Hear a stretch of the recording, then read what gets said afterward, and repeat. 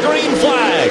Kevin Harvick jumped to the outside of his teammate Ron Hornaday and made that pass. And look at Terry Cook going around the outside of Kyle Busch. Did that thing sputter on the get-go, Phil? It looked like it sputtered. It looks like it's not up to speed. Now it's getting up to speed. Here comes Colin Braun on the outside, trying to take over second from Kyle Busch. Oh!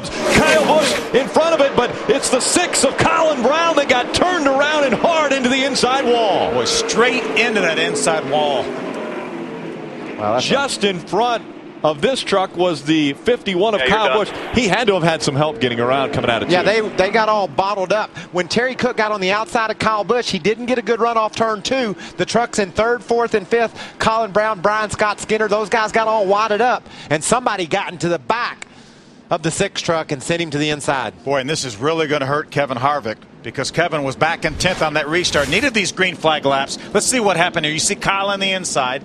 You can see how slow Cook is off the turn.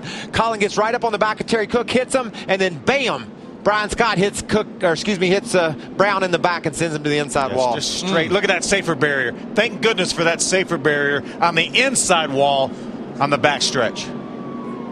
Even with the bad start, a huge break for Kyle Busch.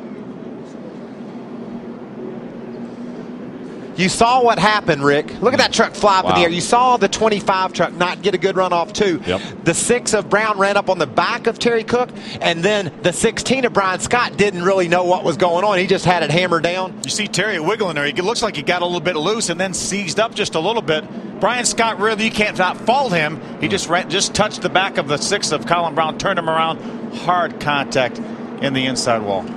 Let's take another look from the very start of this race. Now check it out. I think Kyle Busch's truck stumbles, which makes me wonder, will it ever have enough gas to get to the finish? It goes fine right there. Then all of a sudden, it just stalls right there. Terry drives around on the outside. Then the fuel picks back up in the 51 truck. He's going to drive up to the inside. Now look at the distance. The 6 closes on the 25. He comes right up on the back of the 20, hits the 25, but then gets hit by the 16. I'll tell you what, the 5 of Mike Skinner hit the 16 into the 6.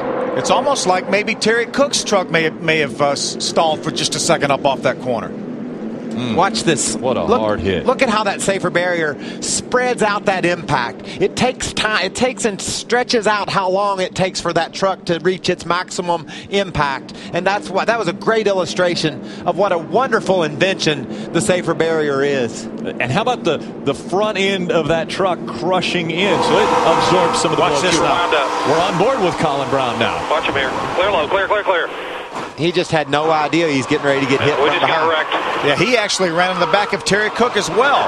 That was a chain reaction crash. Those are really hard to avoid.